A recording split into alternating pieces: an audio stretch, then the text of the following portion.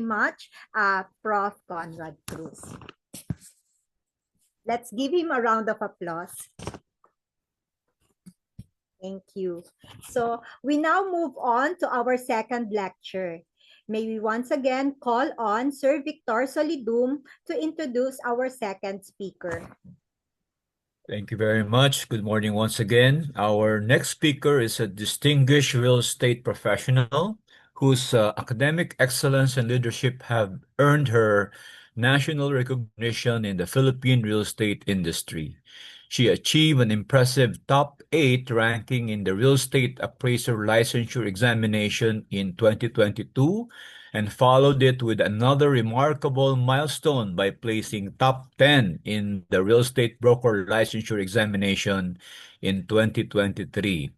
A rare accomplishment that reflects both depth of knowledge and dedication to professional mastery. She currently leads a thriving real estate service firm while also heading a review center that has been mentoring, and preparing aspiring real estate professional for licensure success. Her leadership extends to the professional community through active involvement with the Real Estate Brokers Association of the Philippines, where she continues to advocate for excellence, education, and professional growth within the industry. My honor, please join me in warmly welcoming Coach Glyza G. Wenceslao. Hello, good afternoon, everyone. Thank you so much for that very kind introduction, Sir Victor, no? It's truly a pleasure po to be here. So before po, no, we dive into the details ng ating topic ng aking part, no, ng documentation and registration, I want to take a moment, syempre, to thank, ang ating NREA Metro Rizal chapter. Siyempre din po ang ating presidente, si Ms. Joy Gochanco.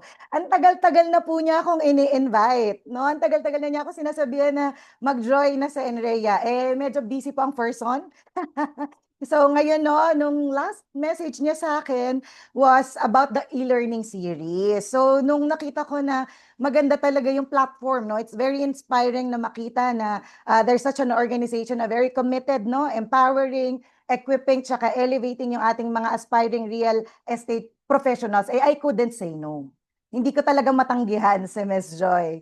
Okay, so sige, pa-check po muna ako kung gising pa, no? Kasi siesta time, 2:26, 2:30 hapon. Gising pa, pa-G naman po ako kung gising pa, o gutom na, o game na game pa rin matuto, hanggang mamayang ano ba tayo, para mahaba-haba yung discussion ko.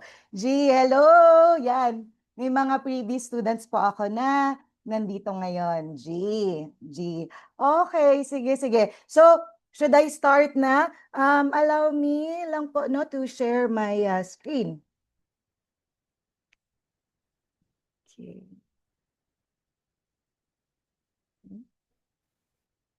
So, pagpasensyahan nyo na po at ang gamit kong slides ay yung sa aking review. Okay? So right now po kasi ongoing yung review ng ating real estate brokers, no? Ng 2026 April. Okay, so nagising po. O yun, I love it. Sige, so let's start na po yung topic ko will be about documentation and registration. So let's start muna. Let's start muna with a background regarding ating land registration sa Pilipinas. Okay? So sabi dyan, land registration in the Philippines is a judicial, no, sa korte or administrative sa opisina na process that confirms a person's claim of ownership to a land. And the Land Registration Authority, o yung ating LRA, is responsible for land registration in the Philippines. So now, kilalanin pa natin siya further, ano? Pangasiwaan sa patalaan ng lupain. Okay? So ang ating kasing board exam, very unpredictable, very random, di ba? Hindi natin alam, baka mamaya itanong ano po ang Tagalog ng Land Registration Authority. So para alam ng ating mga, teka lang, patingin nga ako, marami po ba ang magtitake ng broker's exam this April? Patay po ako ng 1. Just for me to see kung marami dito. Ay, marami. Oo, yan. Si Sir, si Ma'am, Jejerma, si Ma'am Monica. Ayan. So tandaan, pag LRA, pangasiwaan sa patalaan ng lupain. Very Tagalog, but kailangan nating maintindihan.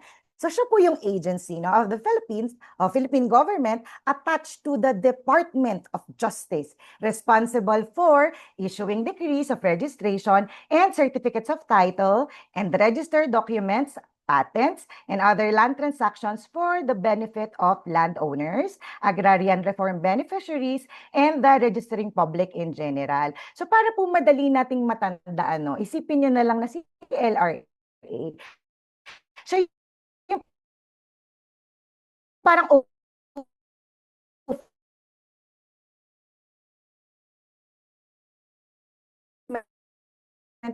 Justice. So bakit sinabi ko, Jayma, bakit hindi siya under ng ibang agency? Kasi yung mga land titles natin involve legal rights, okay? So yung LRA, yung nagsisiguro na yung mga hawak nating titulo po ay yung mga legit, no? Protektado ng ating batas, and at the same time, hindi basta-bastang mapapalitan, okay, ng iba. So sabi din dyan, meron siyang dalawang main functions, no? Issuance of decrees in titles. So kapag po yung isang lupa dumaan sa proseso ng korte or yung tinatawag nating judicial registration at napatunayan na halimbawa ikaw talaga yung may-ari, no? So yung korte maglalabas siya ng desisyon. Pero hindi po yung korte mismo yung mag-i-issue ng papel para sa titulo. So paano ba yung workflow na nangyayari? So si court, uutusan niya si LRA na mag-issue ng decree of registration. So yung magiging result po niyan, yung decree na yan, yung magiging basehan para i-print yung kauna-unahang original certificate of title. So aside from issuance of decrees and the titles, no, number 2, sabi din dyan, registration of documents and patents. So hindi lang po ito para sa mga new titles. Okay, any transaction, pagkatapos ng unang titulo, dadaan po dito. So example, halimbawa, yung mga bentahan, di ba? Yung mga deed of sale, yan, yung mga sangla, mga mortgage ba, yung mga donation, yan. Okay? So yung LRA, through yung ating Register of Deeds, ang mag-a-annotate po, no? Magtatala sa likod ng titulo para malaman malaman ng lahat, okay, ng buong mundo yung status ng particular na lupa na yon. So meron akong tanong bago ko i-flash yung pangalawa, lalo na dun sa mga mag-e-exam. Sino ang current LRA administrator natin sa Philippines? Sino? Ang nakaupo, tinatanong po yan, okay? Yung mga head ng mga agencies natin, dapat po may idea tayo. Sige nga. Sino ang current LRA administrator? Walang sumasagot. I-flash ko na ba? Okay, sige, i-flash ko na kasi konti lang yung time natin. Dapat matapos ko yung 71 slides ko. Okay, so ang current LRA administrator ay walang iba kundi si Attorney Gerardo Panga Sirios. Okay, so please note, take note of it. Yan, take note of it kasi lumalabas po yung mga ganyan sa board examination. Okay? So sige, move forward tayo with the most of acquiring land title dito sa ating bansang Pilipinas. Okay, number 1 dyan, private grant. So pag sinabing private grant, voluntary conveyance or alienation such as sale, no, donation, ibig sabihin voluntary nga, in Tagalog, kusang loob. Okay, kunwari, binenta ni Ma'am Gloria, no, yung kanyang lupa kay Ma'am Jejerma, ayan, voluntary. Okay, including donation. Halimbawa, ibinigay ni Sir Carl yung kanyang lupa sa simbahan, voluntary. Okay, private grant. Now, we also have involuntary. So, pag may kusang loob, merong hindi kusang loob yung pagbibigay. So, sabi dyan, acquisition of land title without owner's consent, like execution of foreclosure sale, escheat or eminent domain. Ayan. So, pag foreclosure sale, alam natin yung pagbebenta sa pamamagitan ng foreclosure, no? Dahil hindi nakabayad. Kunyari na lang si Miss Jace ng kanyang utang sa bangko. At tumawa pa talaga ako. Kunwari na lang, Miss Jace. Okay? So, parang kinukumpis ka. 'Di ba? Binibenta yung kanyang lupa involuntarily. Siyempre, labag sa kanyang kalooban po yun. And then escheat, we know, no? Kung walang tagapagmana, walang naiiwang tagapagmana, yung isang namatay, mapupunta sa government, no? Yung property, involuntary. And then the eminent domain, yung pagkuha ng government, no? Ng property for public use. Okay? So aside from the two, we also have public grant. Ito naman po yung pagkuha ng lupa mula sa government. Okay, so meron dyan mga homestead patent, mga free patent. Ano yung current patent natin? Residential patent natin. Residential free patent, anong RA? Anong RA sa mga nagre-review? Oh, very good. Ayan, I love it, Sir Eric, ano? RA 10023, no? So, meron yung sinet na limits, ha? Yung mga ganyan po nating mga batas, lalo na yung mga recently na issue, no? Aralin po natin. Okay, may mga limit yan. Like, for example, 200 square meters for highly urbanized areas, 500 for other cities, no? 750 para dun sa first and second class municipalities. And then yung maximum na pwede mong i-acquire under residential free patent is 1,000 square meters, no? In all other municipalities. Okay? So what else? We have inheritance. Alam na natin yan through hereditary succession, reclamation. Ito, the meaning of reclamation, lumalabas din po sa board exam, no? Acquisition of, process of filling up of submerged land by deliberate act and reclaiming title thereto. Okay, so hindi ko na yan iisa-isahin kasi medyo mahaba yung slides ko. In-associate ko lang po siya for those na magti-take ng board exam para po madaanan ng matalino once they review the presentation. Okay, so accretion, no, and prescription. Sige. Napuntahan na natin po yung, pasensya na po ha, kung masyado po ba akong mabilis. Yung slides ko kasi ako'y kinakabahan, 71, baka abutin po tayo ng alas 5. So okay lang ba? Or na yung pacing? Or bagalan ko po ng kaunti? Naiintindihan naman po ba? Always. Okay lang naman. Ayan, para marami tayong makover, ano. So, puntahan natin yung kinds of land registration. So, first po, no, we have here original registration. Sabi dyan, this refers to the initial registration of a land parcel. Ibig sabihin, pinakaunang registration. So, it results in the issuance of an original certificate of title by the Register of Deeds. Now, duplicate copy or duplicate owner's copy is issued to the owner. So, bakit kaya duplicate lang yung makukuha ng owner? Kasi po, yung original copy, no, kinikip po yan ng ating RD. Nasa kanila yung official na record tsaka yung master copy natin kung tinatawag. So, dahil nasa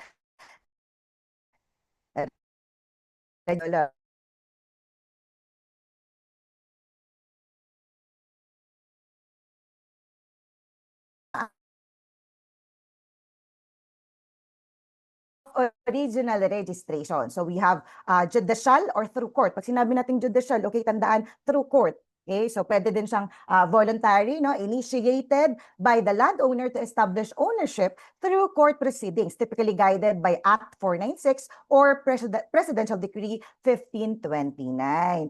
O example, ayan, si Ma'am Eva Free, sabi niya kasi good afternoon, kakapasok niya lang. So example, si Ma'am Eva, meron siyang lupa. Matagal na niyang ginagamit, pero walang titulo. Now, nag-file siya sa court para makakuha ng titulo, no, under sa ating PD 1529. Pwede yon, voluntary. Now, we also have compulsory, kung tawagin, conducted under the Cadastral Act or yung Act 2259, kung tawagin natin, incorporating provisions from Act 496 and PD 1529. Ito naman cadastral, no, ginagawa ng gobyerno sa pamamagitan ng Cadastral Act nga, kung tawagin. Lahat ng lupa sa isang lugar, no, susukatin yan. Ipaparehistro. So example, nag-declare yung government ng cadastral survey. Halimbawa sa isang barangay. So lahat ng may-ari po ng lupa doon, kailangan po nilang magpakita ng kanilang evidence sa court para maparehistro yung kanilang lupa. Okay? So aside from judicial, we also have administrative. Pag sinabing administrative, occurs when individual obtained land patents from public agricultural land. So registration then follows the procedures outlined in Section 107 of Commonwealth Number 141. Paano po yung CLOA? Saan siya nakakategorize po? Yes, okay. I-ano natin to ha, later sa sa discussion. Madi-discuss natin 'yan. So ito ay yung administrative, no? Ito ay pagpaparehistro ng lupa na hindi kailangan dumaan sa korte. That's including yung ating mga CLOA. So kung ano siya, sa tanggapan lang siya ng gobyerno. So saan ba dumadaan yung CLOA natin? DENR, 'di ba? kunwari, ayan, si Ma'am Gloria ng PCU, no, nakakuha siya ng kunwari na lang Certificate of Land Ownership Award under DNR. So, dahil nga in-award sa kanya, no, tinataniman niya, no, DAR, Department of Agrarian Reform, the CLOA. The DNR, sila yung mga patents, ha, okay? Yung DAR, hawak niya yung agrarian reform, including emancipation patent at saka yung ating CLOA. Si DNR sa kanila yung mga homestead patent o yung mga iba pa nating patent. Okay? So yun. So DAR, dadaan siya. Then si DAR, no, pag nakukuha ng certificate, dadaan ka na sa RD. Pag nabigyan ka nila, sila na yung mag-i-issue.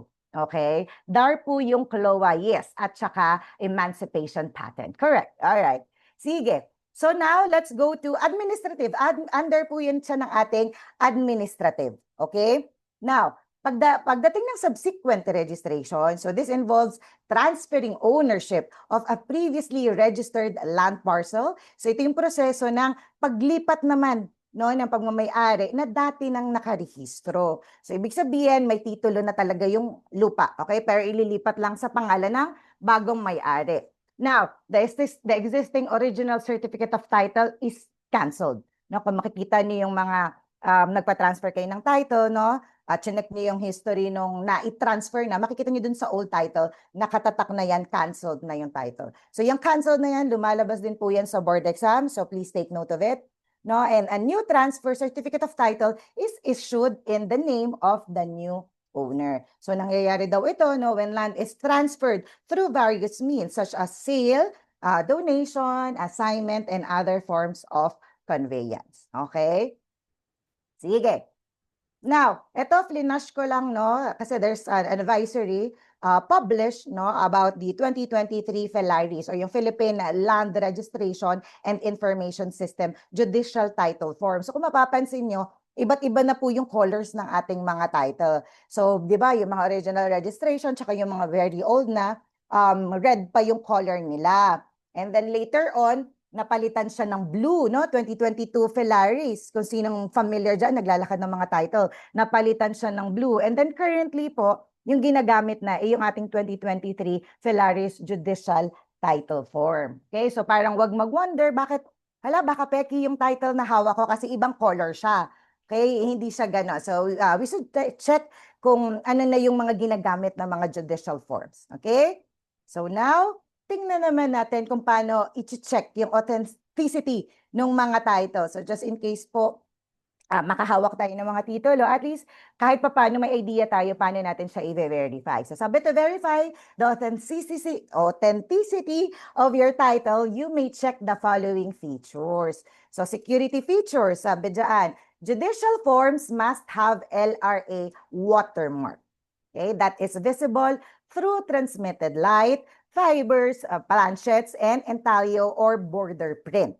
And what else? Serial numbers. May mga serial numbers. So the serial number located in the upper left portion of the title should be printed in red, and duplicate titles are printed in black. Tapos meron siyang seal, yung old title, while yung new titles na nire-release ngayon, meron na siyang QR code. No, very high-tech na siya, digitalized na talaga. So on an old title should have a red dry seal, new title should have a QR code with title details matching your duplicate copy. Okay?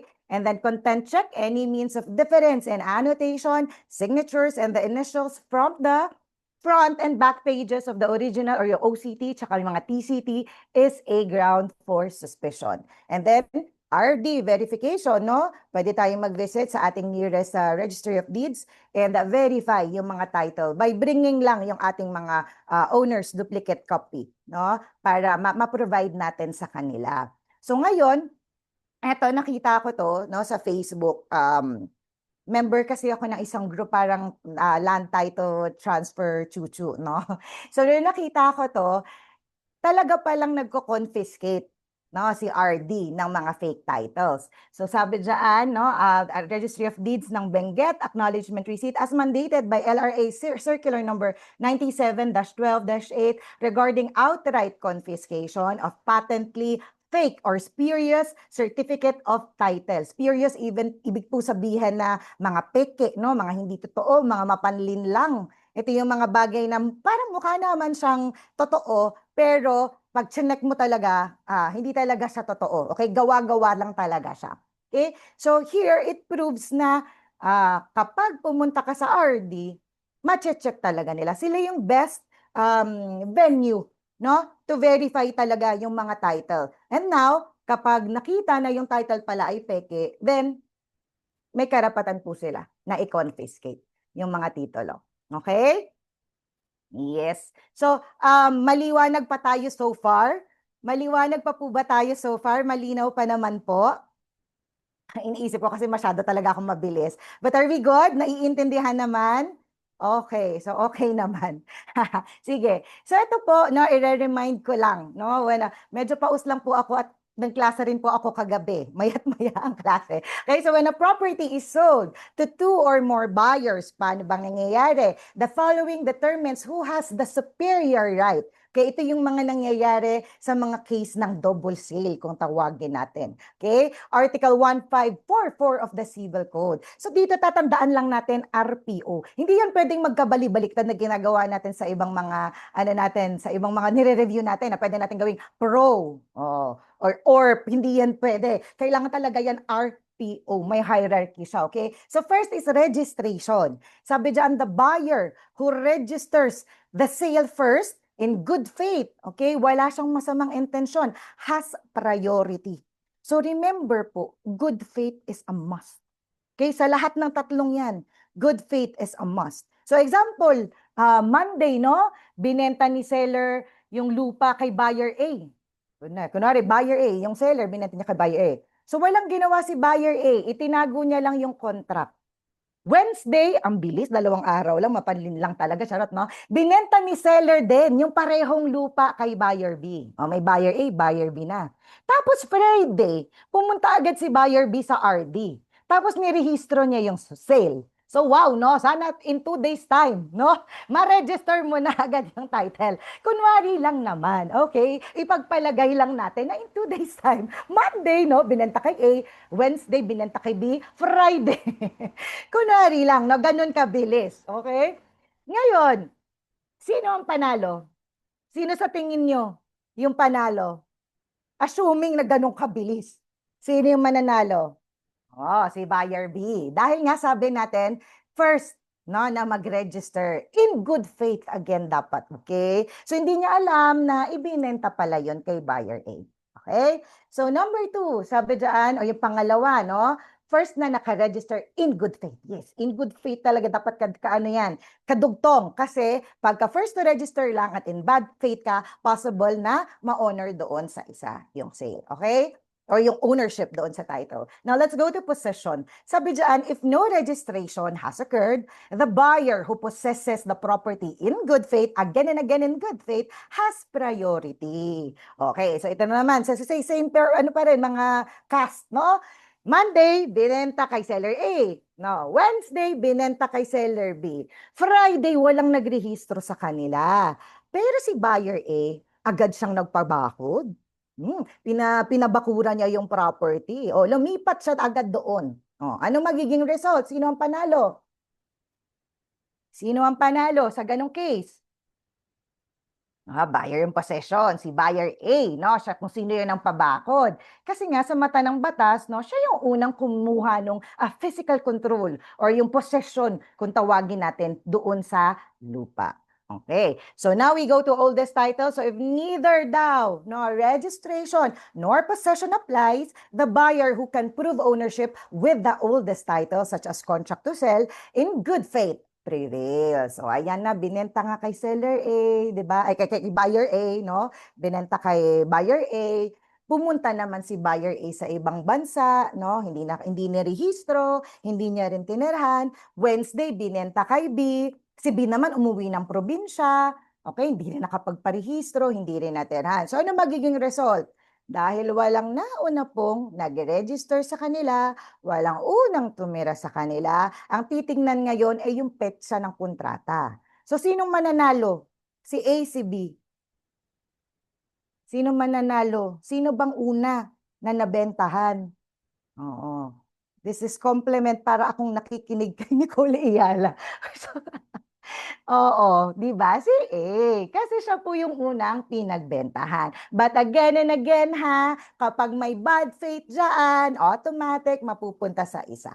Okay? So sige, I think malinaw naman to. RPO. Wag pa bali-balik rin. Registration, possession, at saka oldest title. So sige, forward tayo. So ano ba yung purpose ng ating registration? Ano? Ito, babasahin ko na lang, madali naman siyang intindihin. So, to make the instrument evidencing the transaction valid as against third person. So, remember, kapag nagkaroon ng kontrata, kunwari kami ni Ma'am Jace, kami na lang ni Sir Carl na lang. Oh, nagkapirmahan kami ngayon ng deed of sale. Ngayon, valid lang yan between the two of us. Okay? Until, kung halimbawa ako yung nagbenta, si Sir Carl ang binentahan ko, si Sir Carl pumunta siya sa RD at pinatransfer niya yung title. Pinanotarize niya first, okay? Kasi notarization is very important para maging public document, yung ating deed of absolute sale. So again, when we talk about validity, valid between the two of us, but valid and binding para sa buong mundo, you have to have it notarized and you have to register it, okay? Now, to make them bind on the land itself, to make them valid between the immediate parties, thereto to give preferential rights to registered owners to prevent fraud, syempre, no? And to make it public as to the owner of the particular land. So ito, dinaanan ko lang, madali lang naman siyang intindihin. Puntahan natin yung iba.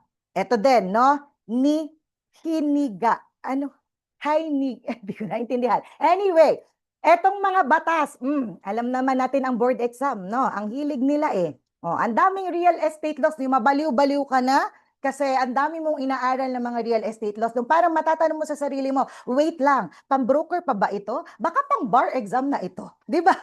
So tayo nga, di ba, kailangan natin i-anticipate na yung board exam. So nilist ko na yung mga possible mga laws na maitanong po sa inyo regarding land registration sa ating Pilipinas, no? So Act 496 of 1903 or yung ating Land Registration Act, it is the foundational law for land registration in the Philippines, now PD 1529. Okay, we also have CA number 141 of 1936, no? Public Land Act governs the disposition and management of public land. So ito naman yung mga usapan tungkol doon sa mga patents, yan, mga free patents, sales patent, ganyan.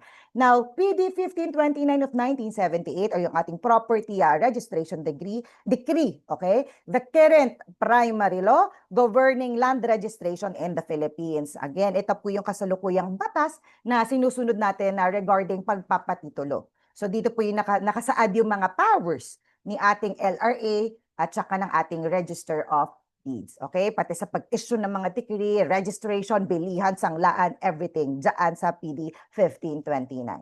So aside from that, meron pa Act number 2259 of 1913 or yung Cadastral Act. So pag inisip na lang natin na Cadastral Act, massive survey. Okay? And then RA 8371 of 1997, very important kasi kinikilala din or pinoprotektahan din ang mga lupain ng ating mga indigenous people kung tawagin, okay? So meron silang ancestral domain kung tawagin, ini-issuehan sila ng Certificate of Ancestral Domain Title, CADT at saka CALTI, okay? Certificate of Ancestral Land Title, meron silang sarili. At ini-issue yun ng NCIP or National Commission on Indigenous People, okay? So separate naman sila. Now, RA 11573, July 16, 2021, an act improving the confirmation process of imperfect land titles. So, this is a clean-up law, sabi dyan, that merged two old or clashing laws, no, yung ating Public Land Act at saka Property Registration Decree to make or getting a land title faster, easier, and more realistic for modern Filipinos. Dati po kasi, ito medyo recent to yung RA 11573, 2021 lang yan. That was 5 years ago, okay? Less than 5 years ago pa nga. Okay? So, dati po nga kasi, yung batas, no, tinitingnan nila yung possession, June 12, 1945. Parang napakahirap na patunayan. Sino pa ba, parang bihira na lang ata yung umabot ka ng 80 years old or 81 as of 2026, diba? So ngayon, parang pinababa na nila. Pinasa nila yung RA 11573 para ayusin yung process. Ano ba yung nabago? So, 20-year rule. No? So, instead na 1945, kailangan na lang pong patunayan na ino-occupy, no? ng tuloy-tuloy. OSEN po. Sino nakakaalam sa OSEN po? When it comes to occupation, saka prescription, no? Pag sinabi natin OSEN po, open, ino-occupy ng open, continuous, no? OC, continuous, E is exclusive, N is notorious, P is possession and occupation. OSEN po, tandaan po natin yan, okay? So now, sa loob na lang siya ng 20 years na lamang po, hindi na 30 years na sobrang tagal. Okay? So sige, puntahan natin ang ating Register of Deeds. So from land registration, baba tayo ng kaunti, no? Puntahan natin si ating Register of Deeds.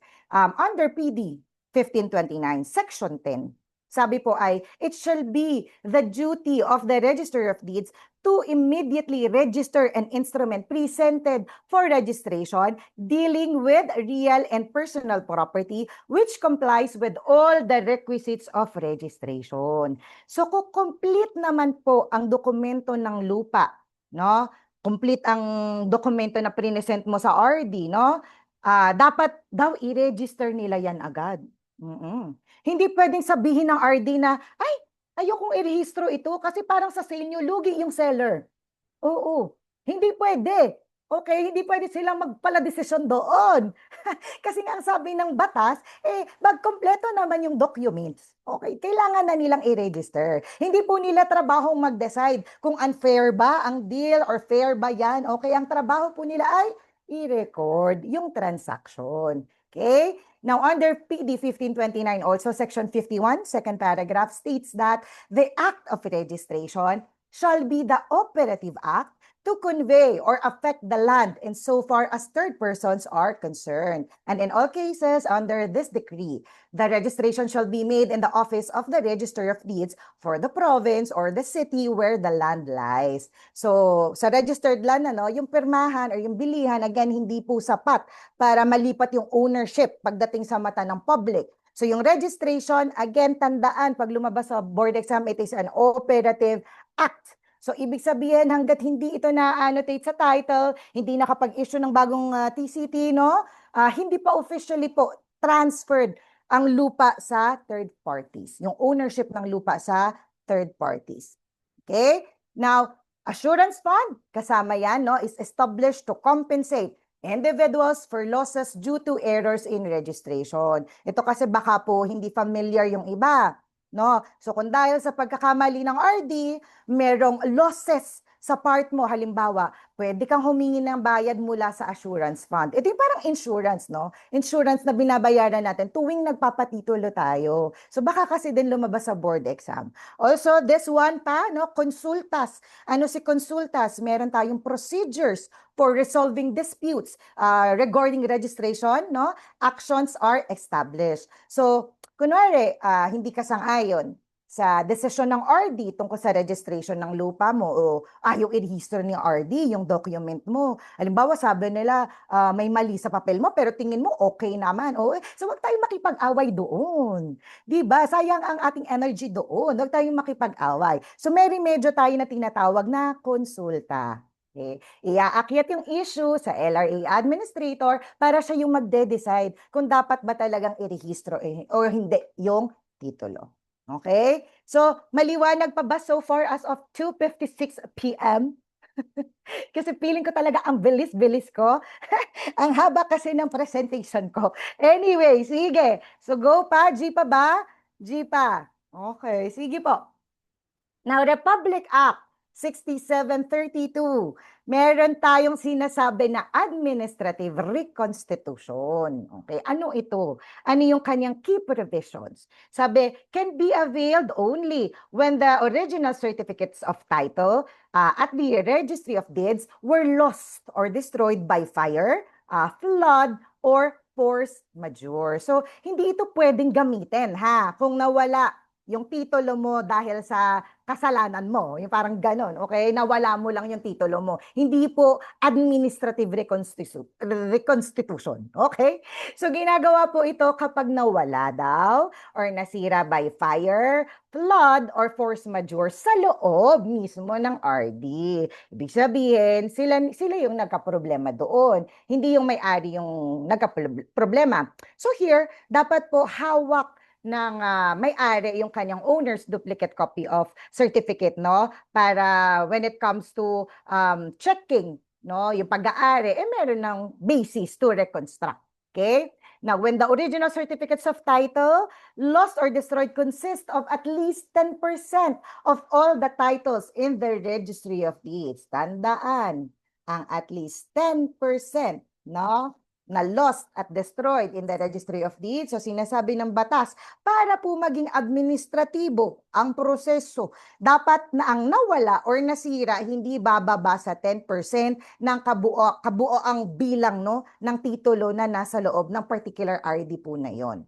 Okay? So kung halimbawa, konti lamang yung nawala, so dadaan siya sa korte. Pero kung mass destruction, example nga, sobrang laki ng sunog, no, LRA yung bahalang mag-ayos administratively. Okay? And shall be without prejudice, sabi pa dyan, to parties whose rights or interests may have been annotated on the lost or destroyed original certificate of title. So kung ang title, no, na reconstitute, pero may utang, no, may naka-annotate na mortgage dun sa titulo.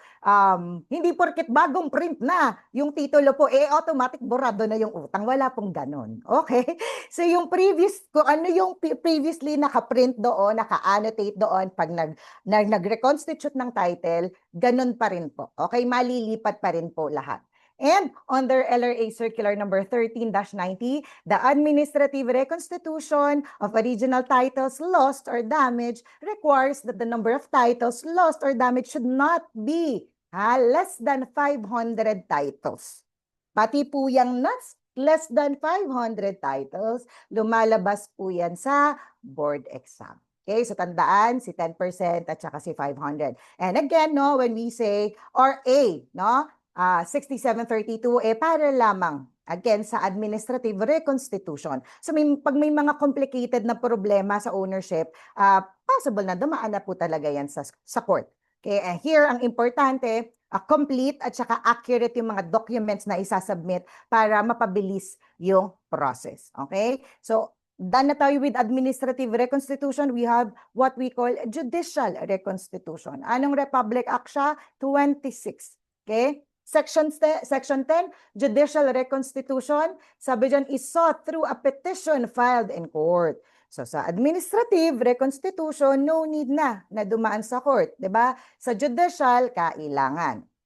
This applies when no administrative record is available or when substantial evidence must be presented. So ito po yung ginagamit kapag yung original copy, no, ng Registry of Deeds nawala, pero hindi siya doon pasok sa pinag-uusapan nating 10% kanina or doon sa 500 titles rule ng LRA, no? So dahil hindi naman siya massive loss, dadaan tayo sa judicial process. So ibig sabihin, si judge po yung magdedesisyon kung based sa evidence, kailangan ma-reconstitute, ma-issuehan ng panibago. And again, filing the petition in the regional trial court sitting as the land registration court, and notification or publication to ensure due process and protect adverse claimants. So required po ang pag-publish at saka ang hearing po. So nagkakaroon yan ng actual trial, no? Aside from publishing, no, nagkakaroon ng actual trial where ipe-present yung mga dokumento doon. Now, presentation of evidence, importanteng meron kang owner's duplicate certificate,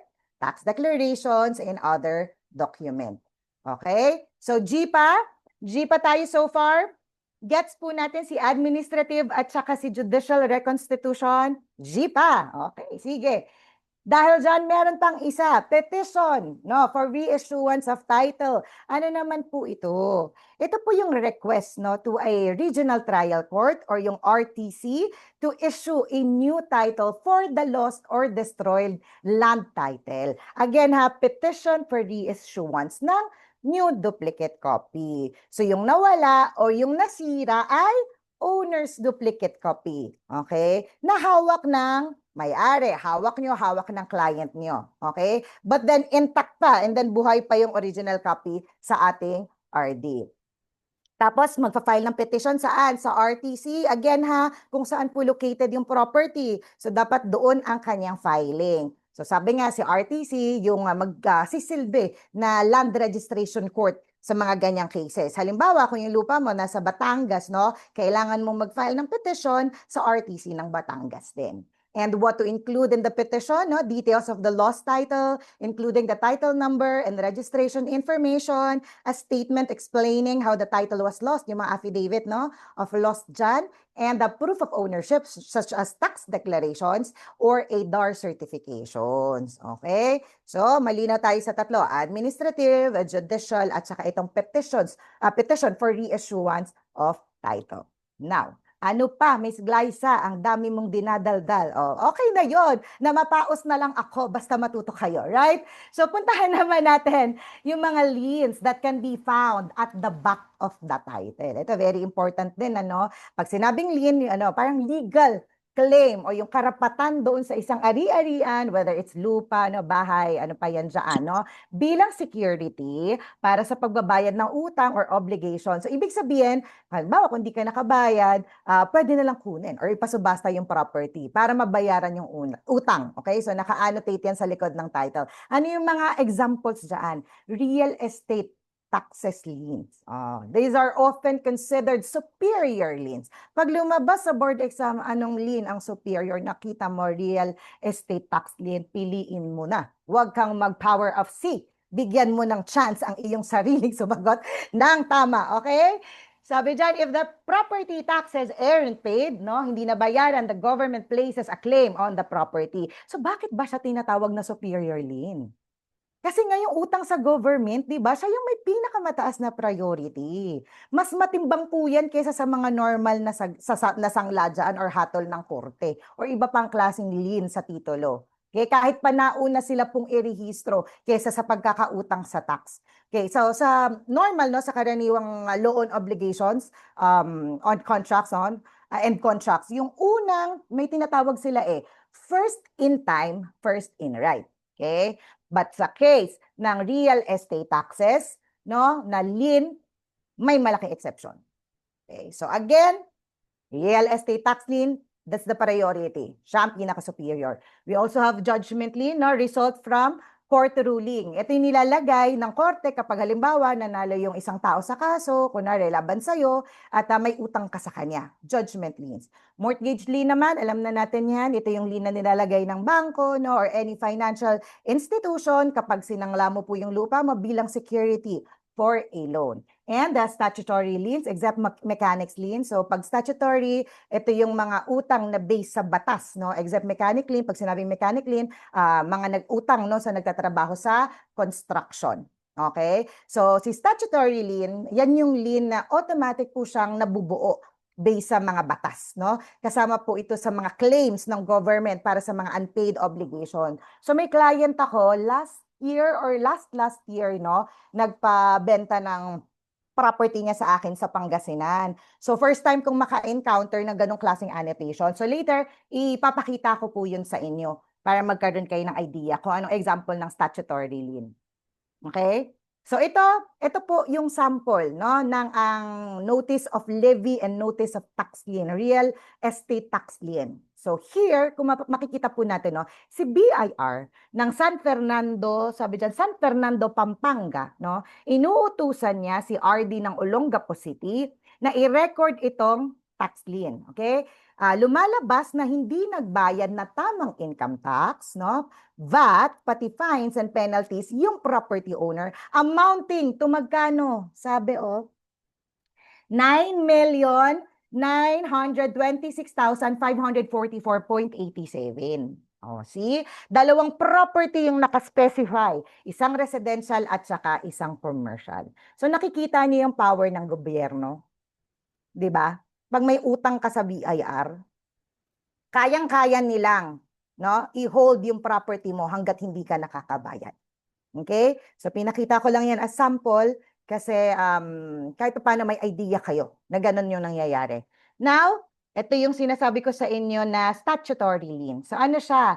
Act number 2259, sabi February 11, 1913, an act providing certain special proceedings for the settlement and adjudication of land titles. Section 18, sabi this section is primarily about the financial allocation and responsibility for the costs associated with cadastral surveys and land registration proceeding. So basically po, ito yung tungkol sa paano babayaran yung gastos ng cadastral survey o yung pag-survey po dun sa mga malalaking lupa para magkaroon sila ng title. Okay? So yung process ng registration yan, hati-hati po pala yung bayad yan. Kasi first time kong naka-encounter, sabi ko, ano ba to? Tapos may nakalagay pa, in favor of the national government. Di ba? Parang medyo maku-curious ka. So, nung na-research ko siya, no, hati-hati pala yung bayad niyan. So, yung 1/10 ng gastos babayaran ng government. Yung another 1/10 babayaran ng probinsya. Yung natitirang 1/10 babayaran ng munisipyo or ng bayan, no? And then yung 7/10 babayaran ng may-ari ng lupa. Okay? So yung part ng 7/10 babayarin ng may-ari ng lupa. So yung court po yung magdedesisyon. So yung magtatakda kung magkano ba yung babayaran ng bawat isa. Special assessment po siya lumalabas, no? So yung babayaran ng may-ari ng lupa, itinuturing po siya na special tax or assessment. So sabi, babayaran dapat siya sa loob ng 5 years kasama ng regular na bayad niya na kanyang amilyar po. So pwede rin naman siyang bayaran outright ng buo. Here, ibig sabihin, hindi nakabayad yung client ko ng 7/10. Or possibly, kung nabayaran man niya, hindi niya po napakancel yung annotation. So sabi niya kasi, alam niya daw nabayaran na niya. So ang sinabi ko sa kanya, Sir, kasi mahihirapan po akong ibenta. Di ba parang mahihirapan, mag-e-effort ako for this. Kahit pa gaano kaganda yung offer na commission sa akin, in favor of the government. I cannot. Sabi ko talaga, I cannot. Kasi di ba, parang ang hirap. No? So anyway, ang sabi ko, ang suggestion ko na lang sa kanya, ayusin muna kung nandyan pa yung mga receipt ng mga pinagbayaran niya, no? Ano niya, tawag dito? Ipakita niya, tapos ipa-cancel niya na lang yan. Yun yung sabi ko. Kasi, again, pagka in favor of the government, mahirap dyan. Baka wala tayong laban dyan pagdating sa dulo. And kawawa yung mga buyers natin. Okay? So, yan, sinow ko lang. And then, we have common annotations din doon sa ating title. Ano ba yung annotation? May penalty po ba kapag late cancellation? For this case, I don't know lang, ma'am, kasi hindi talaga ako familiar doon sa case nila. Okay? So, I think with the penalty, yan lang po ang hindi ko na-verify, no? Kung may mga fees ba regarding late cancellations ng mga annotation sa title. Okay, that I think we have to check. Or kung meron nakakalam dito, you can message na lang, no? Give an insight sa ating chat box para matulungan natin si Ma'am Jace. Okay? So, common annotations on the title, no? Sinusulat sa likod, no? Ng titulo ng lupa, nagpapakita, no? Either legal claim yan, may utang, no? Iba pang bagay na, again, may kinalaman sa lupa. So, very important na malaman ng mga potential buyers or iba pang interested parties, no? Kung may mga problema ba yung lupa. So, we have notice of lease pendants or pending litigation. Sabi, it serves as warning to the whole world that the property is subject to a court case. Okay? So, galing yan in Latin word, no? Notice of lease pendants, ibig sabihin, pending litigation. So, notice siya na may, again, nakabinbing kaso po sa korte tungkol sa lupa. Okay? Ibig sabihin, pinag-aawayan yung tungkol sa ownership or karapatan ng particular property po na iyon. Okay? Now, writ of preliminary attachment, an order issued by the court at the start of a lawsuit to attach or seize the property as security. Okay? Utos ng pansamantalang pagkumpiska. Okay? Ito yung utos ng court na pansamantala, no, confiscate yung lupa para makasigurado na mababayaran yung mga creditors o yung nagdemanda. Okay? Now, writ of execution, ito na yung utos. Kung yung writ of preliminary attachment, order siya issued at the start of a lawsuit, ito na siya utos ng pagpapatupad na. So, a court order issued after a final judgment, it directs the sheriff to sell the property at a public auction to satisfy a debt or judgment that the owner failed to pay. Again, utos ng korte na ipatupad yung whatever decision ng court. Okay? Now, we also have Section 4, Rule 74. No, very common ito eh. Kung yung mga nagta-transfer ng title dito, ito yung madalas nating makita, no? Section 4, Rule 74, liability of the distributed estate in a summary settlement. So for 2 years from the date of settlement, any executed heir or excluded heir or unpaid creditor can surface and claim their share of the property. So makikita po ito again doon sa mga titulo na galing sa MAN, no, under extrajudicial settlement. So sabi sa loob ng 2 years, pwedeng humabol yung sino mga tagapagmana or mga pinagkakautangan, no, o kung meron dyan hindi nasama sa hatian, no, pwede sila, okay? Yes, petition po for cancellation lang. Yes. Magpe-petition lang po, papa-cancel lang yan. Okay? Lalo na pag nag-lapse na yung 2 years. Okay? So what else? Deed of restriction. So alam natin, no, imposed by the developer. Mga rules ng mga subdivision, no, mga condominiums, okay? So easement of right of way, a burden imposed on the property or servient estate, sinama ko na din po, okay? Yung burden. Okay, yung burdened na party, ang tawag sa kanila servient estate. Yung nagbe-benefit na party doon sa easement, ang tawag sa kanila dominant estate. Okay, that has no access to a public road. Again, the obligation no, na magbigay po ng daan sa ating mga kapitbahay o sa gobyerno. Kasi meron ding mga utility companies, no, tulad ng mga poste, ng kuryente, mga tubo ng tubig, no, meron tayong tinatawag na easement of right of way. And then real estate mortgage, alam natin yan, adverse claim, a sworn statement by someone claiming a right or interest in the property that is not yet reflected on the title. So it is valid for 30 days. So ito naman po mula sa isang tao na nag-file ng affidavit na nagsasabi na meron siyang karapatan doon sa lupa. So halimbawa, no, binayaran na niya pero ayaw i-transfer yung titulo, valid po yan 30 days.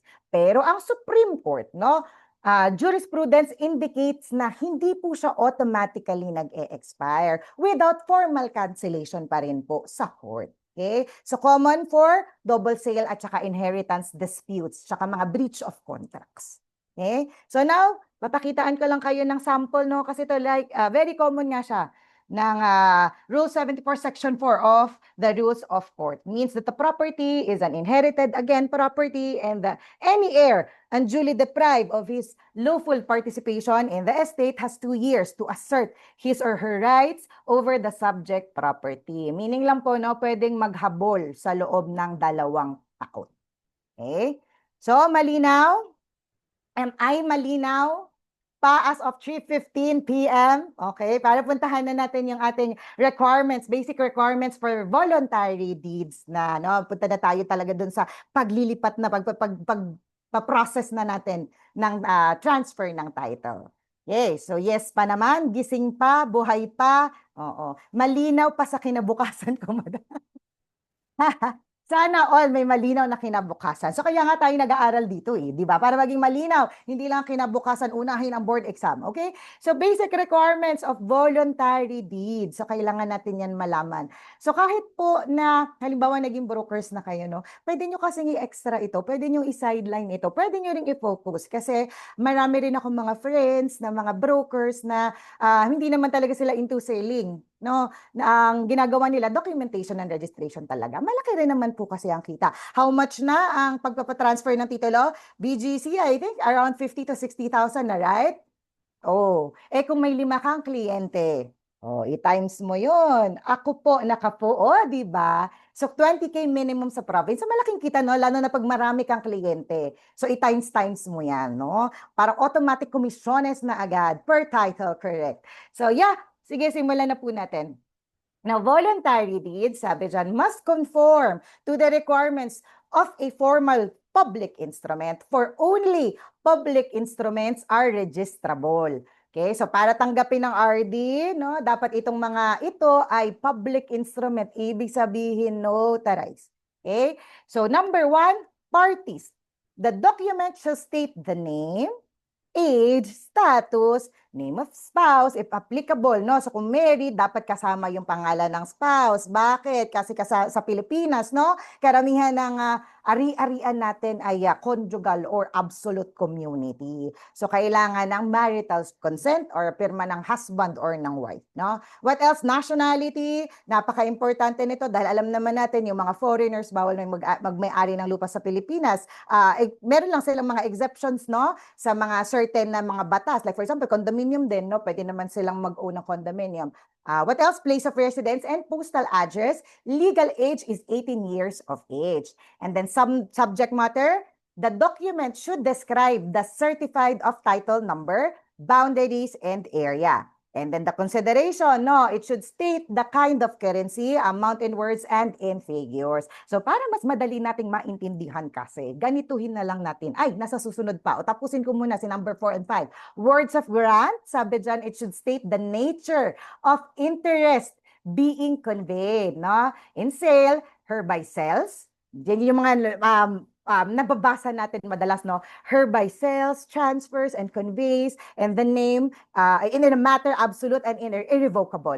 Pag mortgage, hereby conveys, by way of mortgage. Pag lease, hereby leases. In exchange, hereby conveys by way of exchange. And then 5, no, other conditions. So here, example lang naman po ito, no? Seller shall pay for say, no, capital gains tax, documentary stamp tax, notarial fees. Si buyer naman, siya yung magbabayad. Depende. Again, ito po, depende po ito sa agreement. It doesn't follow na kailangan si seller po talaga yung magbayad ng CGT. Ganon. Okay? Depende po yan sa agreement. But still, kailangan po yan nakaspecify doon sa ating deed of absolute sale. Okay, so ito yung sample. Ito po ay nakuha ko sa LRA po. Nakaka-download tayo nitong sample na to. It's for free. Okay? So, yan. Parties, no? Itong part na to, deed of absolute sale, no? Yung mga sellers and buyers, ito yung parties na pinag-uusapan natin. Subject matter, whereas the seller, registered owner, situated in, TCT, OCT number, ilang square meters ba yan, yung technical description ng property, no? And then the consideration, whereas the buyer have offered to buy and the sellers or seller have agreed to sell the above described property for the price and under the terms and conditions, no? So may presyo, ayan, may presyo. And then words of grant, no? That the seller hereby warrant valid title to and peaceful possession of the property. Yan, hindi ko na iisa-isahin. Okay? Ayan, sell, transfer, and convey in a manner absolute and irrevocable. And other conditions, no, sinasabi ko yung kung sino yung magbabayad ng ating mga taxes and fees. Okay? So what else? Natapos na ba? Hindi pa. Kasi, syempre, kailangan pirmahan. Kailangan ng signature. The parties to the transactions and their witnesses, no? In a unilateral contract, the signature of seller, even without the buyer, is enough. Unilateral, ibig sabihin, isa lang, no? Yung required naman na pumirma. Okay? And the notarial acknowledgement, ito na yung notary public certificate that, ano sabi dyan, that the signatures in the deed are acknowledged by the contracting parties as theirs and their witnesses signed freely and voluntarily. So dapat po yung acknowledgement present itong mga following details na yan. So hindi na natin iisa-isahin yan, ano, medyo technical na siya but pwede nyo na siyang balikan. Okay? Sige, so number 6, no? Ito yung signature. Makikita natin sa deed of sale. Ano yung mga pirma. Kung may marital consent, sign in the presence of ng mga witnesses dyan. And then, acknowledgement. Ito yung part ng banda na sa notaryo, di ba? Oh, okay? So, hindi natin iisa-isahin. Again, baka umabot tayo ng alas 5. So, again, dapat po present yung mga iyon. Ito naman po, for the sake of board examination, kailangan pong alam ng ating mga magtitake ng exam ang difference ng acknowledgement at saka po ng jurat. So si acknowledgement, sabi niya, the signer verifies lamang their identity at saka nag-sign ng document either in the notary's presence or before. Verifies that the signer voluntarily signed the document for its intended purpose and often used for deeds or contracts. While ito pong jurat, no, the signer appears before a notary, swears or affirms that the document is true and signs, okay, the document in the notary's presence, verifies that the document content are correct and that the signature is authentic and often used for affidavits or certification. So important po ha, na alam po natin yung difference ng dalawa na yan. Nag-attach na rin ako ng example just in case you want to see yung ating mga magbo-board exam. Okay? And then affiant, no, is a legal term for someone who signs an affidavit, which is a document that contains facts that will be used as evidence in court. The affiant swears or signs the document in front of a lawyer. Okay? Oh, di ba? Parang kalahati pa lang yung aking anong tawag dito? Presentation. But anyway, marami kasi tayong update regarding transfer, no? So ito rin, si Supreme Court, no? Naglabas siya ng rules on electronic notarization last March 9, 2025. So parang 1 year pa lang po. Ano? So here, ito siya, Administrative Matter Number 24-10-14-SC. So si SC or Supreme Court en banc approved the e-notarization rules and the guidelines on the accreditation of electronic notarization facility providers. So meron siyang accreditation guidelines. So bagong-bago, ano. So daanan lang natin po ng konti para kayo din po, no, very relevant naman sa atin. Okay, hindi lang sa board examination. So, sabi dyan, the Core Electronic Acts under Section 1 to 4. So, dito, binibigyang diin na yung electronic notarization, hindi lang po siya basta Zoom. Basta hindi siya Zoom meeting, Zoom call, ganyan, messenger. Hindi po. Kailangan po itong gawin sa loob ng isang official system na tinatawag po nila na Electronic Notarial Facility or ENF. Okay? Yan yung platform kung saan secure na nagaganap po yung permahan. Now, the medium, sabi dyan, all acts must be performed through the electronic notarial facility and via real-time video conference. So, bawal yung pre-recorded video. Kailangan po real-time or live na nagkikita. Okay? Ang notaryo or yung ENP kung tawagin natin, yung facility, no? Yung person, yung, ang tawag dito, nagko-conduct. Okay? At ang principal na nagpipirma. Na pagdating sa acknowledgement at saka sa jurat, no, live signing, sabi dyan, must be done in full view of the ENP. Okay? Pre-signed, sabi dyan, principal must confirm the signature is theirs and was voluntarily affixed. Kung doon pa lamang po pipirma, kailangan, again ha, kitang-kita ng ENP yung kamay. Okay, yung pag-affix ng signature sa screen. At kung nakapirma naman na daw, no, before pa yung call, kailangan i-confirm ng principal na, opo, ako po yan, ako po yung pumirma dyan. Kaya kusang loob ko pong ginawa yan. Okay? And then the oath, for jurats and the oaths, no, the principal must avow the truthfulness of the contents under penalty of law. Ayan, yung mga jurat, yung sworn statements kung tawagin natin. Kailangan sabihin ng principal na totoo lahat yung nakasulat, no? Kapag nagsinungaling, pwedeng makasuhan ng perjury. Okay? So, very important. Now, multi-party appearance, sabi dyan, in cases of multiple principals, all must appear virtually and must be present during the session using their respective ENF accounts. So, halimbawa, kung 3 kayong nagbebenta ng lupa, no? Lahat kayo dapat naka-login sa sarili nyong ENF accounts. At and then sabay-sabay yung sabay-sabay kayong ipe-present during the video call.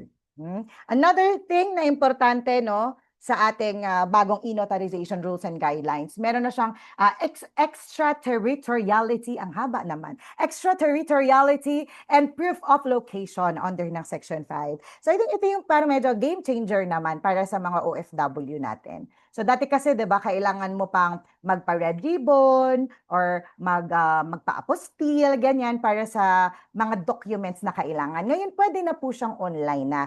Pero may location restriction. So sabi dyan sa scope, no, an ENP in the Philippines can notarize for a principal located abroad, no, strict conditions for the principal must be physically within a Philippine embassy, consular office, or honorary consuls office. And then camera pa, no? Principal must pan the video to prove they are inside the official premises. So ito yung parang niro-room tour ang eksena, no? Kailangan iikot ng principal yung kanyang camera para mapatunayan na nandun siya sa ENP talaga. Nasa loob siya ng embassy grounds, no? And then official verification, designated embassy consulate officer must confirm the principal's presence to the ENP on camera. Again, dapat or required, no, na merong embassy officer sa sariling frame na nakakausapin ang EMP para mag-confirm na, yes, oy, totoo po talagang nandito siya. Wala po siya sa kwarto niya sa Singapore. Ganon. Okay? So, additional details lang po ito, ha? And then finalization, data and recording. So, paano bang execution? Okay? The ENP completes the act by affixing their electronic signature and electronic notarial seal. So, hindi na stamp, di ba? Before stamp at saka ballpen yung gamit ng mga ENP. So, gagamit siya ng electronic notarial seal at saka digital signature po. Yan naman medyo mahirap i-hack at saka i-alter. And then real-time upload. So, yung documents must be in PDF, A format, and are automatically uploaded to the Supreme Court Central Notarial Database. Okay? What else? Transparency, yan, audio-video recording. So yung ENF must follow the recording and downloading of the act. And right to record, yung mga principal may create and retain their own audio-visual recording of the session for their record. So parang protection syempre ng lahat, no? May video recording, yung buong process pwedeng i-download, and then yung principal pwede siyang mag-keep as kanyang legal evidence na naging maayos naman yung notarization. Okay? So yan, additional details lang po sa inyo. Now let's go na. Ito na talaga yun eh. So parang patapos na dapat yung session ko, pero parang pasimula pa lang ako kasi parang ito pa lang talaga yung transfer. So okay lang ba? Buhay pa ba kayo? Game pa ba? Gising pa ba? Di ba? Dami ko nang nadaldal eh. Parang dapat 3 hours yung session ko pala, Ma'am Joy. Oo. But anyway, talagang sinadya ko pong damihan yung aking laman ng presentation para po pag nag-review yung ibang estudyante, no, na magti-take ng board exam, marami po silang mapulot. Okay? Sige. So, flow of papers in transferring a deed of sale. Buhay na buhay pa, sabi ni Sir. Sige. So, number 1, preparation and preliminary check. Okay. Number 2, gathering of the documents, clearances, and certificates for the BIR. 3, payment of CGT and DST. Number 4, payment of transfer tax at the assessor's office. 5, payment of registration fees at the Register of Deeds. And number 6, assessor's office for new tax declaration.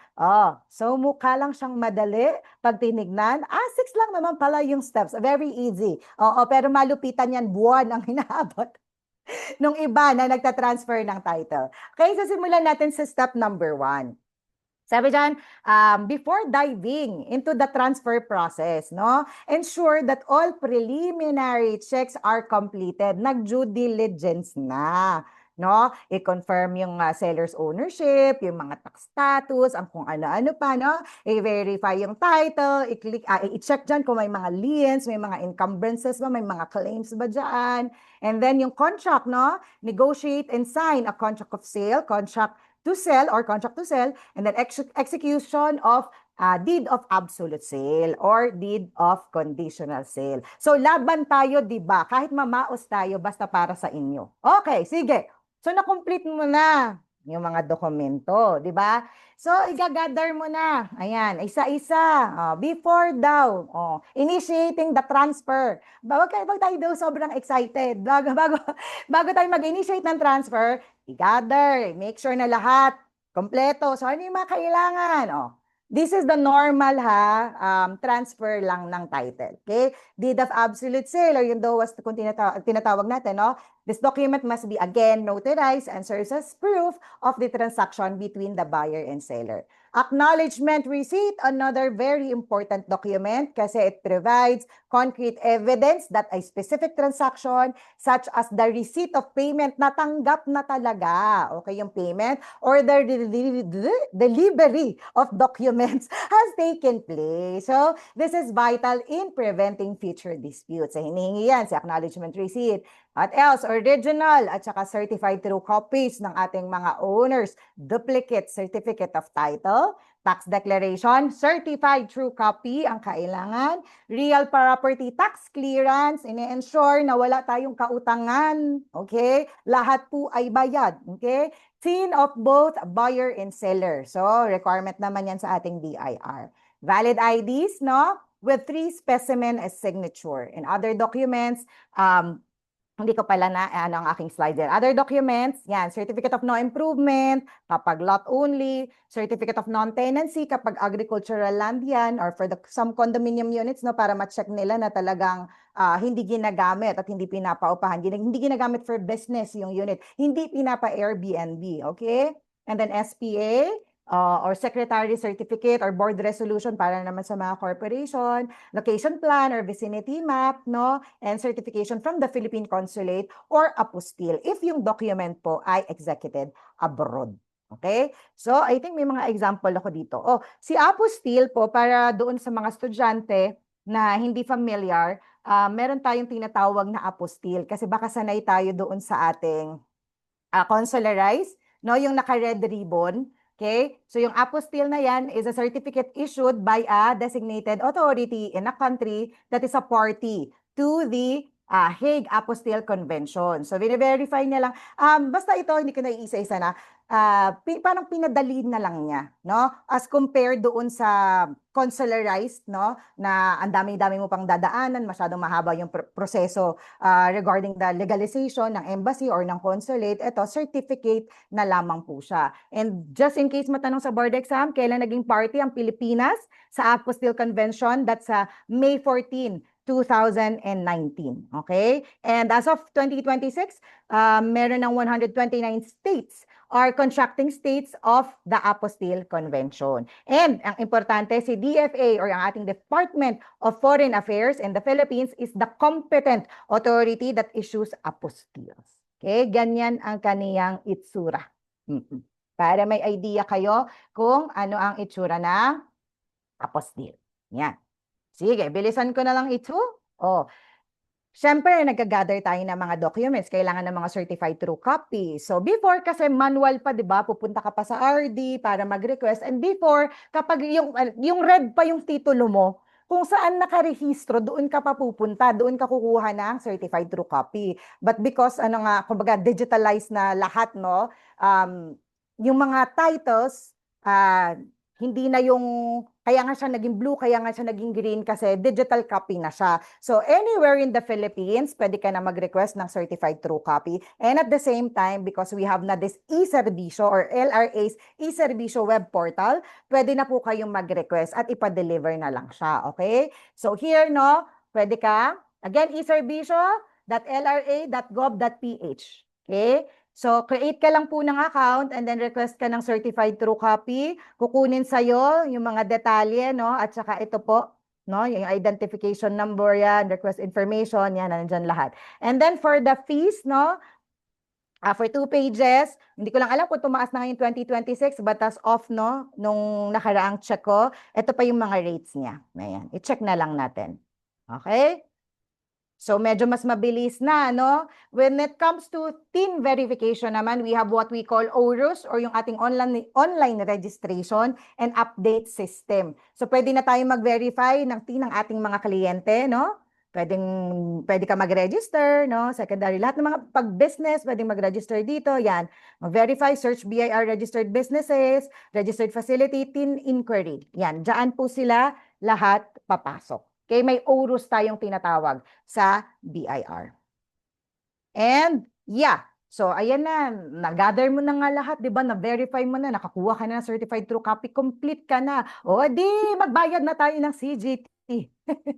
At saka ng DSC. So the next step is settling all taxes required by the BIR. So CGT, no, BIR form 1706 or Kung ordinary asset naman yan, creditable withholding tax or BIR Form 1606, payable at the rate of 6% for the CGT and 1.5% to 6% pagka CWT of the selling price, fair market value, or the zonal value, whichever is higher. As of now, na hindi pa talaga fully implemented ang ating RP Vara. But once fully implemented ng ating RP Vara, ang sabi nga dapat meron na tayong uniform, di ba?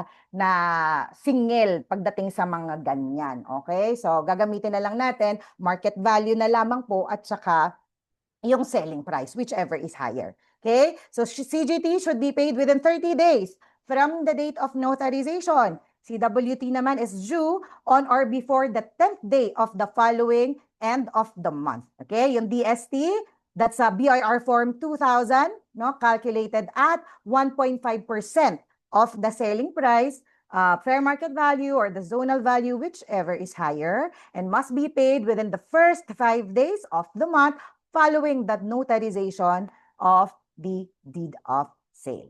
So ensure these taxes are paid after the execution, kailangan pong mabayaran kasi para maiwasan natin yung mga penalty to avoid penalties and delays in securing the electronic certificate authorizing registration or ECAR typical processing time for processing can be around 2 to 3 weeks. Okay? So before, baka kasi lumabas sa board exam, certificate authorizing registration, 5 years po ang validity niya before. Yung CAR, yung mga old CAR, may nakalagay yun sa baba na 5 years yung validity. But now, due to the release ng ating Revenue Regulation number 12-2024, effective July 5, 2024, sabi amending sections 5 and 6 of the RR number 3-2019 on the validity of the CAR and its revalidation. Sabi dyan, Amendment, Section 5, Validity of ECAR. The ECAR shall be valid from the date of its issuance until such time that it is presented to the concerned RD or ROD, So sa new rule, okay, yung ECAR ay valid na siya from the date of issuance hanggang po sa oras na ma-present po siya sa concerned RD. So bakit kaya siya ginawa? Okay? Para po mabawasan yung mga bureaucratic red tape. So once na issue na ng BIR, yung ECAR, goods naman na siya forever hanggat hindi pa nagagamit sa RD para sa transfer ng titulo. And again, effective ito starting July 5, 2024. Now, for the Section 6 regarding revalidation, sabi dyan, only CARs issued outside the BIR's ECAR system if any shall be allowed for revalidation. Okay? So before po kasi manual or a physical paper lang si CAR. So kung may mahukay yung client nyo dyan na mga luma or mga manual na CAR na hindi pa siya nagagamit sa RD, yun lang yung kailangan po ng revalidation para ma-convert po siya sa bagong ECAR system. Okay? So kung hawak mo naman yung modern na yung ECAR na kung tawagin, may barcode, may QR code na, hindi mo na po ito kailangan or hindi na siya kailangan pang i-revalidate. Okay? Kasi nga, wala na siyang expiration when it comes to revalidation. Okay? So, malinaw tayo as of 3:40. Overtime na ako ng 10 minutes. Yes? Yung parang wala kayong choice kundi mag-yes. Kung hindi aabot tayo ng alas 6. Sure! Sige po. Forward pa. So before po, ganito ang mga eksanahan sa BIR. Ang daming form. Di ba? Ang daming mga form na mga kailangan ganyan-ganyan ka doon, sulat-sulat ka doon. So ngayon din po, hindi na sila gumagamit ng mga ganyan. Kasi, anong sabi? Meron ang RA 1176, or Ease of Paying Taxes or EOPT. Okay? So ano yung EOPT Act? The ease of paying taxes, significantly impact real estate transaction by shifting the focus from physical location to ease of compliance. So under the EOPT Act and current 2026 regulations, the BIR has moved toward a digital by default na daw. Sharay, okay? Policy, While the law allows for manual filing, electronic channels are now the mandated primary method for most taxpayer. So, gumagamit na po tayo ngayon ng online submission, mga EBIR forms, okay? Hindi na siya kagaya before na, yun nga, mano-mano ka doon, ang dami mong mga fill upan ng mga documents. So, ngayon, through EBIR forms na. Yan. So, pwede naman siyang ma-download, no, galing sa ating BIR website. Kailan lang pwede, no, na mag-manual, pwede kang pumunta doon if yung electronic system, sabi, are unavailable or merong system downtime, or if the specific tax form you need is not yet available online. So there's a penalty warning if you file manually, even though the electronic systems are working, you could still be penalized for non-compliance with the mode of filing under Section 275 of the tax code, even if you paid the right amount. Okay, so maganda din na basahin po natin yung batas. So usually, no, yung mga filing, halimbawa ako, no, sa business, filing ko, online na siya po lahat, no? So pwede na rin akong magbayad yan, mga MyEG, PayMaya, ganyan. Okay? So again, yan yung another, another, tawag dito, update regarding sa ating pagfa-file. No, siguro napagod na sila sa daming ng tao nga naman kasi sa BIR. Mag-online naman lang daw tayo. Ganyan ang eksena nila. So, eto, di ba parang nagkaroon ng gera? Hindi parang, may gera talaga. Okay, may gera. So, may mga offices na talagang nire-require na po yung e-appointment. So, ito 54B, Kawit, Cavite, kasi ako West Cavite. So, starting, ano pa lang sila, December 1, 2025, nire-require nila, sabi dito, will strictly implement the BIR's e-appointment para sa ganitong mga services. So, kasama po dyan yung processing and issuance of on-it computation sheet. Okay, so talagang kailangan na po, e-appointment na. Ito naman, I think ito ay sa Cavite din to eh. Okay, so sabi dyan, please be advised that effective March 13, 2026, every Friday thereafter, on-it transactions will be accommodated for taxpayers with a confirmed e-appointment schedule. So better, no, bago tayo pumunta sa ating mga BIR offices, no, mga RDOs na kunwari maglalakad ka ng document, check if e-appointment is required kasi ayaw natin masayang yung oras natin doon sa kanila. Okay? What else? So since nga gusto na nila na less na yung mga papel-papel, online submission na, no? Meron po silang designated e-lounge kung tawagin sa mga BIR offices po, no?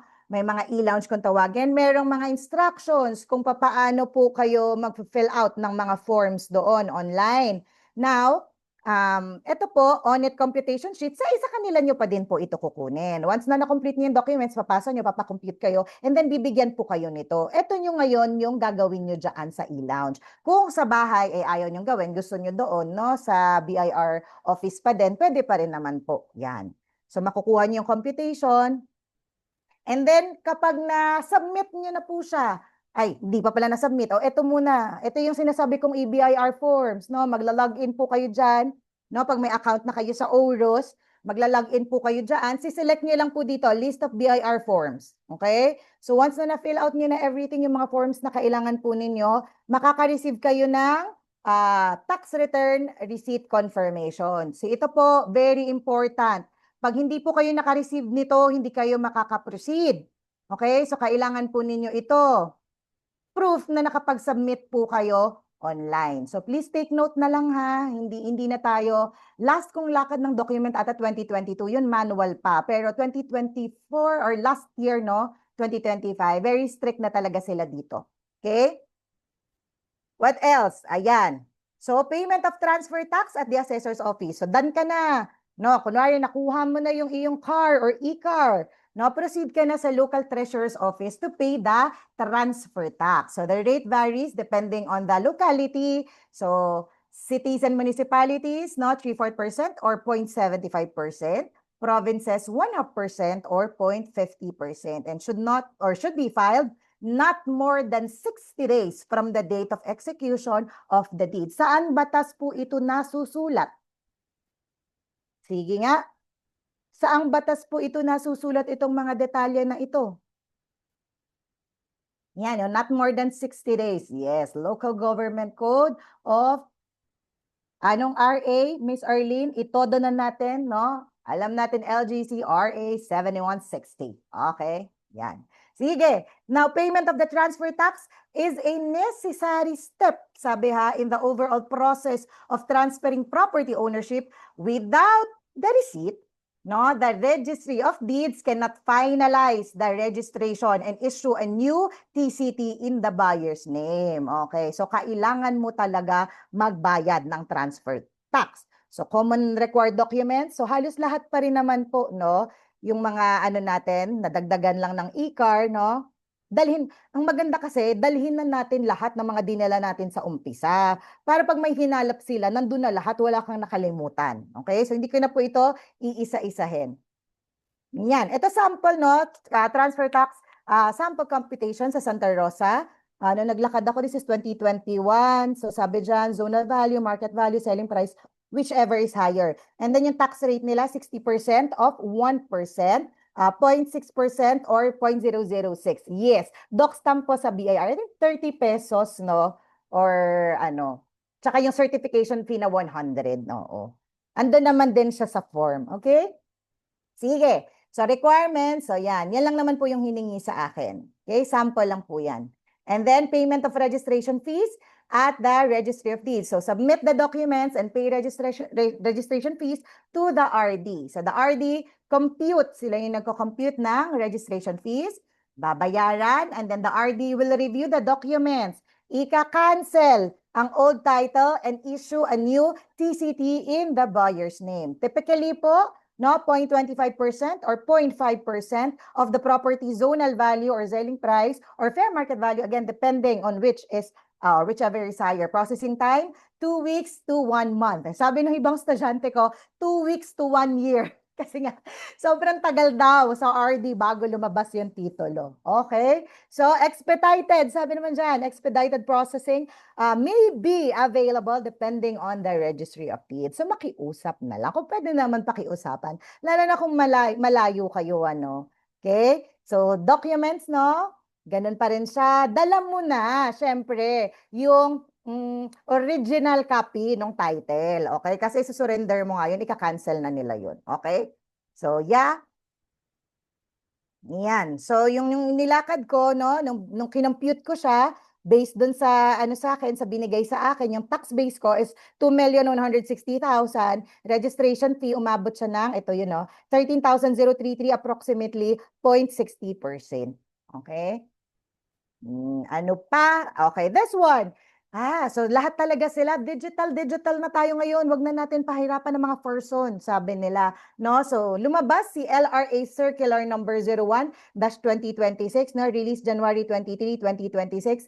Subject, implementation of the online collection of LRA fees and IT service fees. So nire-require na din, no, na ini-implement na din yung pag-collect ng mga fees ay pwedeng namang online na. Kaya meron na silang ganyan. Bago, nilagyan na lang new. Okay? Pay for other LRA transaction. No? Diba? So medyo nakakagaan nga naman ng buhay-buhay ng bawat isa. And kasama po ito sa kanilang land titling computerization project. Okay? Ano pa?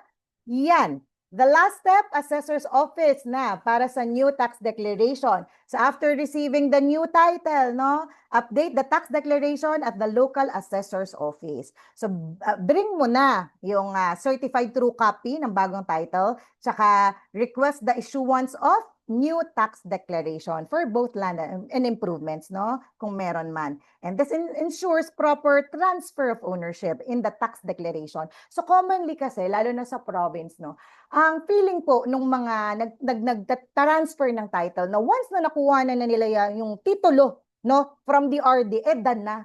Well, na-transfer naman na sa pangalan ko, goods na. Nakalimutan nila na meron pa palang last step, which is yung pagpapatransfer ng tax declaration. Okay, na pangalan para din sa kanila. Yan lang yung commonly napapansin ko pagdating sa probinsya. Okay? Sabi nga dito, that's the last step, no? Yung pagkuha ng bagong tax declaration in the transfer title process. And processing time, typically 1 to 2 weeks with complete documents. Yes, may title, walang tax deck. And the requirements, no? Most crucial document, yung sinabi naman na natin kanina, yung bagong transfer certificate of title or CCT ba yan, no? Certified true copy. Ayan. So, the rest naman halos pare-pareho din, no?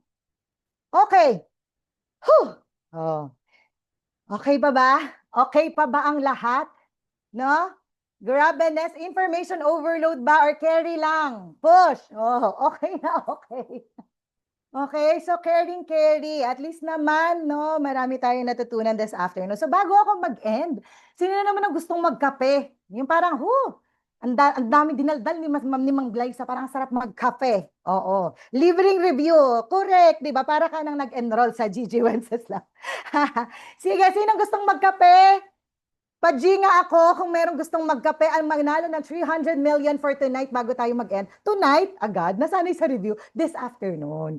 Simple lang naman po yung mechanics, no? Guess the real estate terminology. So magpa-flash po ako ng picture dyan and then huhulaan nyo lang po kung anong klase or anong real estate terminology ang tinutukoy ko. So, pag sinong makahula ng paunahang mag-type ha, sino makahula ng correct answer, mananalo ng 300 million from Miss Glyza. Dapat kasya sa GCash account ninyo. Okay, so Gina. Gina ha, in 3, madali lang to guys. In 3, 2, 1. Guess the real estate terminology.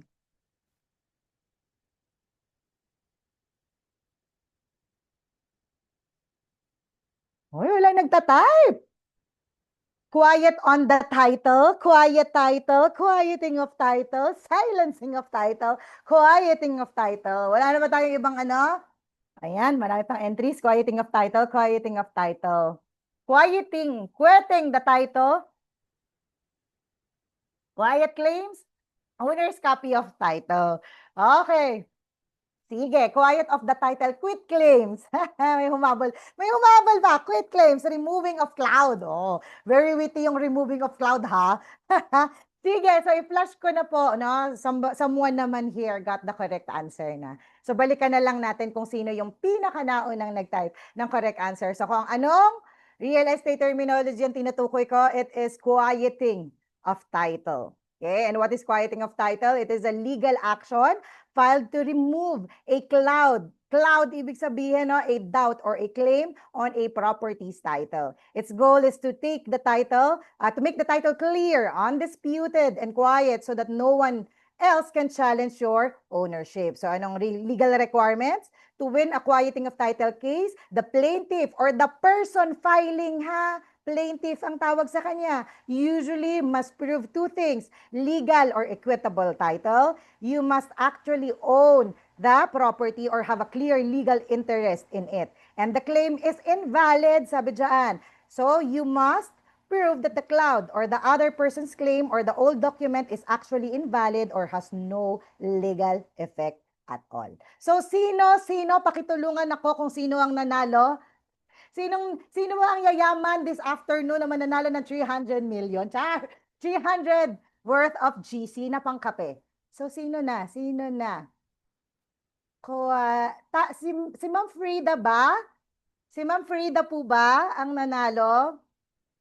Base sa akin, 352 dito sa tinitingnan ko. Quieting of title si Ma'am Frida. So tama po ba? Ma'am Frida. Base sa chat history, Ma'am Frida. Okay. Thank you so much. Congratulations, Ma'am Frida, for winning 300 million. Uy, baka singilin ako ng 300 million. Ma'am, 300 pesos lang. Ma'am, send mo yung GCash mo. Kahit sa kanila na po, yung sana natin para ma-send sa akin. I'll send it to you later. Okay, so congratulations. Yeah, thank you everyone. That's it. That's the end of it. Charot. Maiksi pa po yan, Char. Okay, thank you. Stop share ko na po. Ayan. Ang haba ng discussion, no, ma'am? I'm so sorry po talaga. Ganyan talaga, ma'am. Nasanay magpa-review. Thank you very much, Coach Glyza, for such an extensive, informative, and detailed presentation. You have actually covered a great portion of the topics that may appear in the board exam. Bar exam pala. Okay, so we will now proceed to another question and answer session. Please continue sending your questions through the chat box.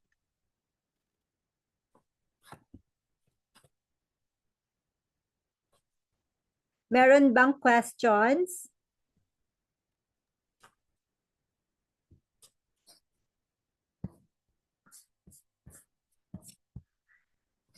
Kasi coach, nasabi nyo na lahat eh.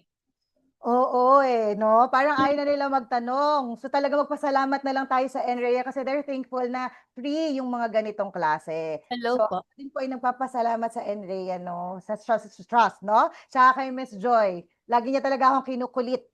Pero sabi ko pag mga ganitong mga bagay, just as long as makashare ng knowledge, no? Push tayo dyan. Sabi ko, go tayo dyan. Hello po. Hi, Ay, hello. hello. Yes, Hello. ma'am, Monica. Ma'am, meron po ba kayong final coaching sa review center ninyo? Nako, ganito nga po ang eksena, ma'am. Ako po kasi ay pa-charity na nga ang eksena sa review center. Alam ng mga estudyante ko yan. Hindi na kasi po ako hindi na ako magkakonduct ng separate final coaching for them kasi binibigay ko na po sa kanila lahat. Okay? Including yung mga Q&A. Ayoko nang mag-reserve ng something pa sa akin na babayaran nila ng extra. So, yung mga naka-enroll, no? Nandun na, todo na, everything, ganun. Todo na po sa kanila. So yeah, wala na po ako. Wala na akong iko-coaching pa sa kanila. For the outsiders naman, I was thinking na lang, baka magkaroon na lang ng separate, baka another free, no? For a certain topic lang siguro. Or baka mamigay na lang ako ng free mock. Okay. Free mock exam para sa mga aspiring real estate brokers natin. Baka ganun na lang po yung gawin ko. May problema po ako sa paniningil eh. Hirap kasi ako maningil, yun. How can I quote for transfer of ownership title and tax deck? How can I quote? You mean ma'am the amount, no? For the CGT naman ma'am, diba? Ay, sorry. Ay, yes po. Ay, ayun. Okay, so yeah, so how can I quote? You mean ma'am po ba yung mga gagastusin natin, no? I think mag-allot na lang ng mga at least 11%, no?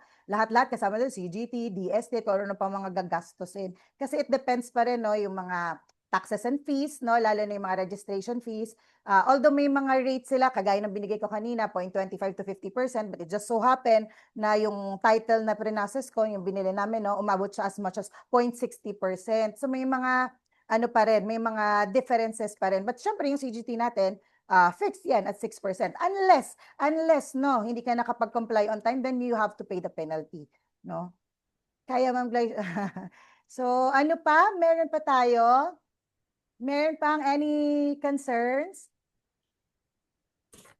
Okay, so at this point po, we will proceed with the awarding of certificate. If there's no any other question, sige, as a token of appreciation. Ayan. Certificate of appreciation proudly presented to Coach Glyza Wenceslao for sharing her invaluable expertise on the topic contract to title, mastering real estate documentation and registration, and for her outstanding support which significantly contributed to the success of this event. Her contribution has greatly enriched the knowledge and professional development of the participants and helped make this learning session meaningful and impactful. Given this 14th day of March 2026, signed Jesus T. Chua, Executive Vice President, and Mary Joy D. Gochanco, Chapter President. Okay. Thank you so much din po. Thank you so much.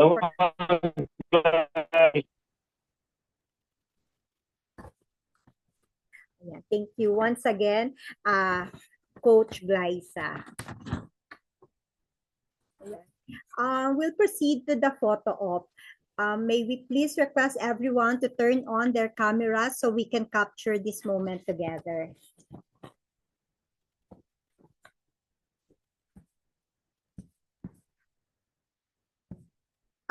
Prof. Conrad, kayo po ba magpipicture?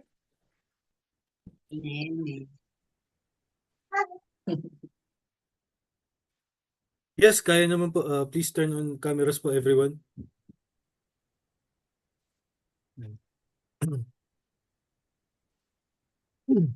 Okay, turn on cameras po para kita po tayo lahat. Sige po. Thank you po, Miss Glyza. Okay. So, start po muna tayo sa first page. 1, 2, 3, smile. Okay, so sa next page po. Okay, marami naka-off cam pero sige. 1, 2, 3.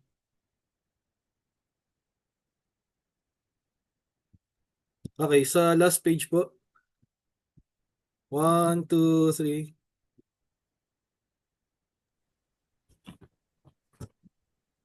Okay, done po, Trustee Christine. Okay, thank you very much. As we approach the end of our program, may we call on CP Cheryl Jimenez Sanguyo to deliver the closing remarks. Nandito ba si?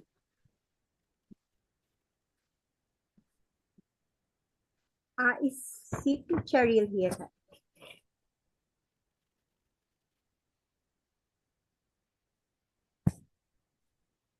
I think kung sino na lang ibang available. Kung nandiyan po si IPP or si... Oo. May we request Other trustees po.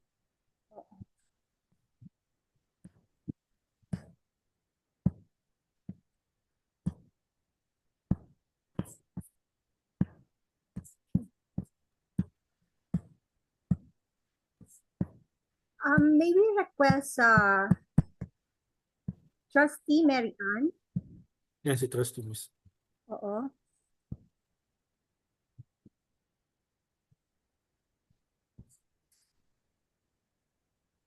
To do the closing remarks instead.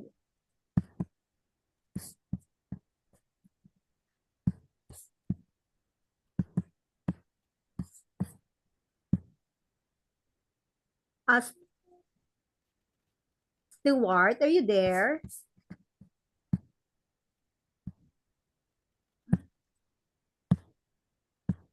Narinig ba ako? Yes, I think kung wala sila, si Sir Victor na lang siguro. Sige, please. Sir Victor, please. Okay. On behalf of NRIA Manila chapter, Metro, what's up, chat? Metro Rizal chapter. Okay, first time, sorry for the closing remarks. I would like to thank everybody who participates in this session. This is the sixth, I think the last session, ano? So we love to see you in our meetings.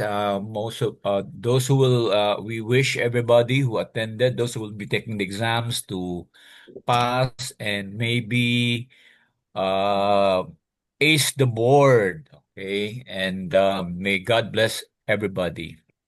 Thank you and good morning. Thank you, Sir Victor Salidum. Okay, before we conclude, may we kindly ask everyone to take a few minutes to complete our feedback evaluation form. Please, thank you. I think the evaluation form is in the chat box. Wait lang po, i-resend lang po. PRO1, nandiyan ba siya? Or Sec Frida?